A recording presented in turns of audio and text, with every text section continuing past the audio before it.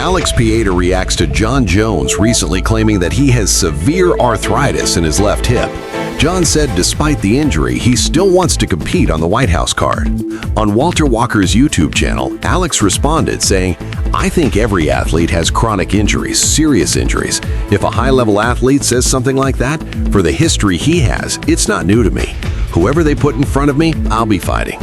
Alex also defended Tom Aspinall for the criticism he's received recently.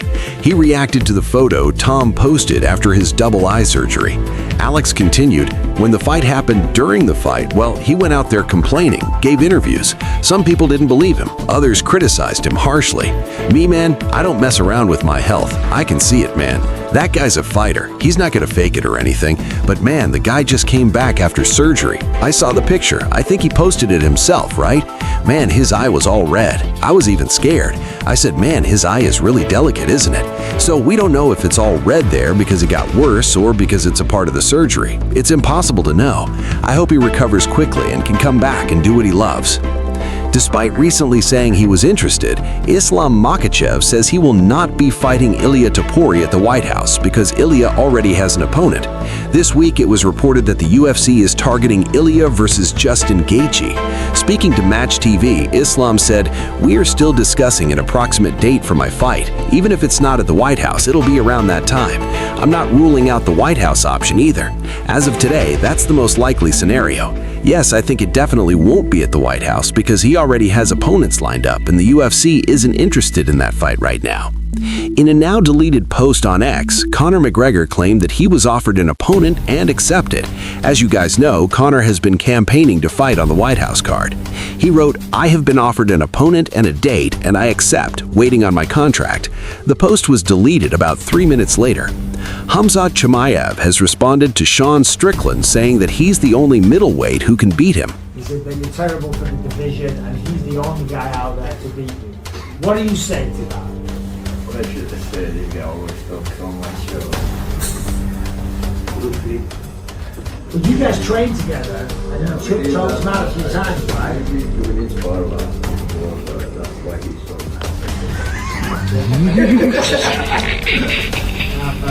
Well, but this guy talked him out as well. Sounds like I'm talking about Sean. And now Sean gonna talk about Latin as well. Okay. Arman Sarukian shared footage of himself sharpening his wrestling as he prepares to face Giorgio Pulis at Real American Freestyle Wrestling 6 on February 28th. The event is headlined by Henry Cejudo versus Uriah Faber.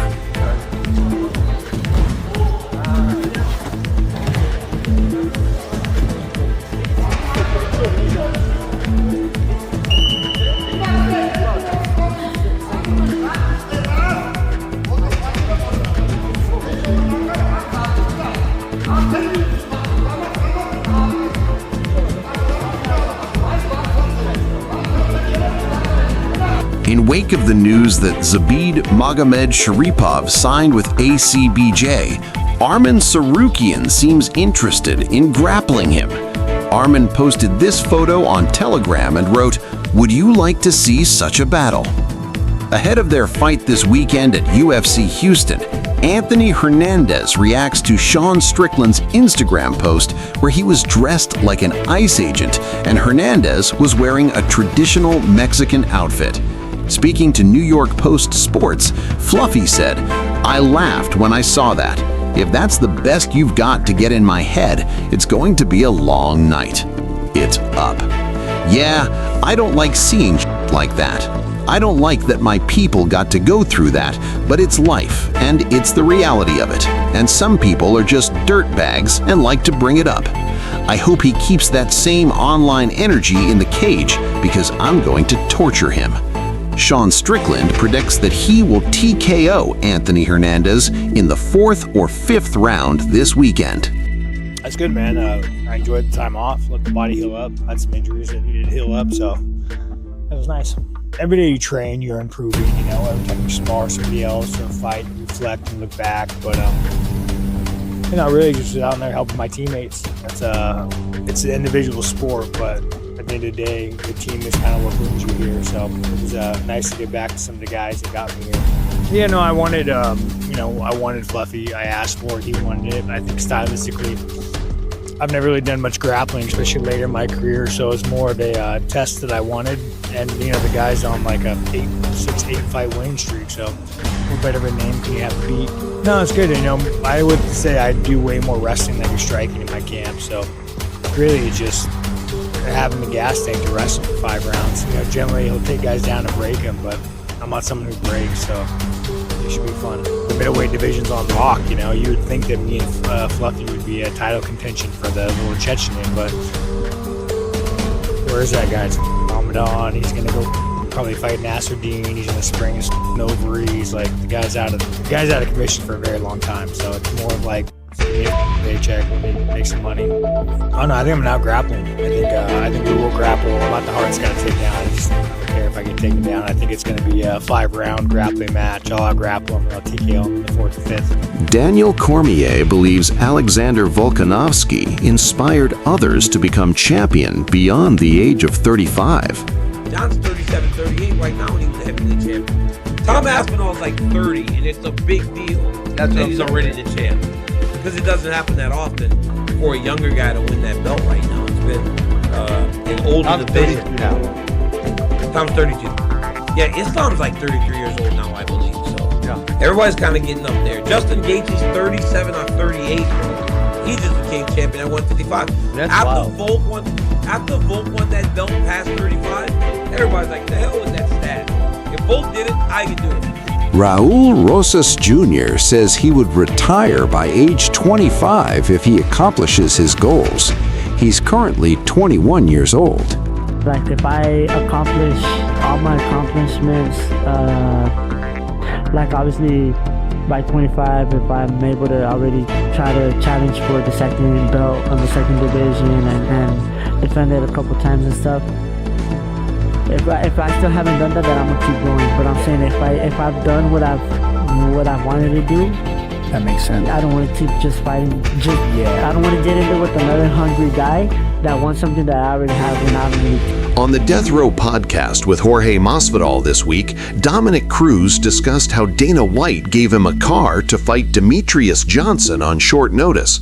Dom fought DJ back in 2011 and won via unanimous decision. Fought Faber. I had rematched him and won. That was my only loss. I got it back, so I was on top of the world. And then right away, like I think a week later, we need you to fight again right away against this guy, Demetrius Johnson. He offered me a car, and I was like, okay, well, what kind of car? He's like, what do you want? The Nissan Skyline, the GTR, because I'd always wanted that car from Need for Speed. Getting a car after you to fight somebody, a free car is like, and a stack of cash. Like, it doesn't get better than that to me.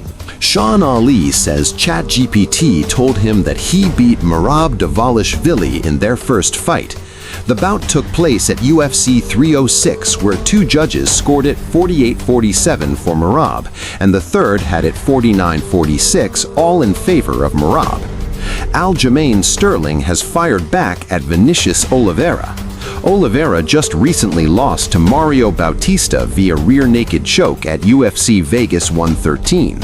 On X, he added Aljo and said, "I've heard that some people at the UFC don't like you.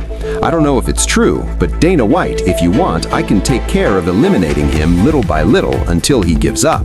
Aljo fired back, saying, "I would gladly beat your into a submission. I haven't seen anyone tap to strikes in a while, and we can make that happen. Are you cleared for March? I would be surprised if we go to round 2. On SportsCenter, Ronda Rousey spoke on her upcoming fight against Gina Carano. Ronda revealed she personally reached out to Dana White in an attempt to get the bout booked through the UFC, but it just didn't work out. The fight is now set to air live on Netflix on May 16th, with the event being promoted by Jake Paul's Most Valuable Promotions. I was 9 months pregnant, and I saw a video of Gina Carano giving an interview, and she didn't look good. She gained like an unhealthy amount of weight, and my first thought was like, oh my God, what can I do? What can I do to help? And the reason why I had that thought was because she's the one woman, not only in MMA, that doesn't owe me a damn thing, but that I owe immensely. And I'm always trying to look out at what I could do for her. And is the family owns Caesar Palace in Rebel Oil. Like, there's nothing I could really do for her, except for when I was in a similar spot, when I was, you know, depressed and gave up on the world and inadvertently gave up on myself.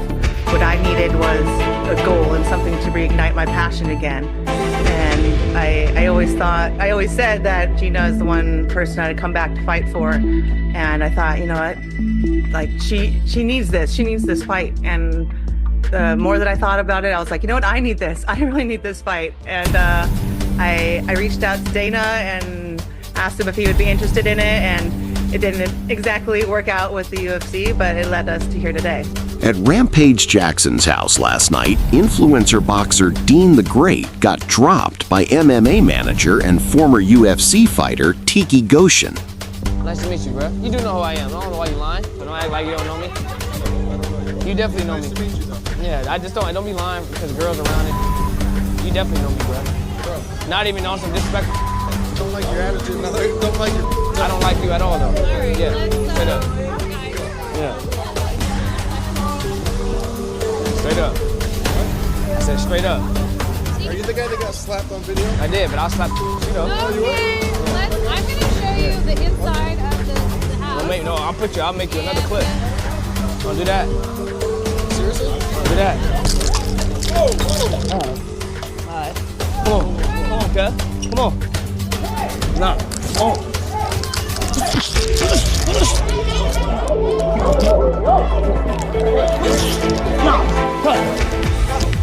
Dean, man, cut, he gonna sneak me. Dean, chill out. Man, cut, ain't finna sneak me. Chill, bro. Hey, let me talk to you, bro. Let me talk to you, bro. Man, I'll have all. We're not your enemies, bro. Cut, stop me for, bro. What happened? Tell me. What did you say to him? Cut gonna get smoked.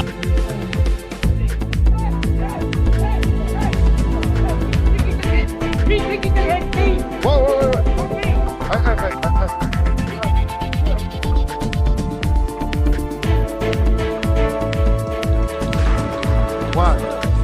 Why? What did he do? What did he do to you? All right, go.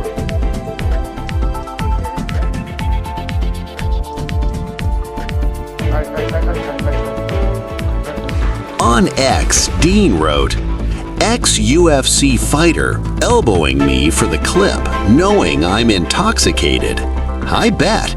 Now, the crazy part about the whole thing is just a day before this went down, Dean got slapped by powerlifter/bodybuilder Larry Wheels for disrespecting his wife.